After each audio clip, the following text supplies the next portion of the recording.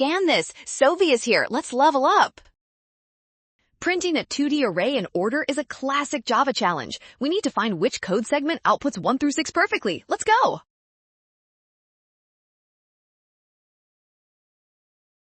The 2D array numbers has 2 rows and 3 columns. To print every element in order, we must iterate through each row first and then access every single integer inside it. Option A uses a nested enhanced for loop. It correctly grabs each row, then prints every integer n directly. This ensures the output follows the exact sequence of 1 through 6. Other choices fail by using incorrect indices or printing memory references. Choice A is the only one that works. You totally nailed this logic. Well done! Scan the code. You can learn better with Sovi. Avoid rush and trust given steps to find the right answer every time.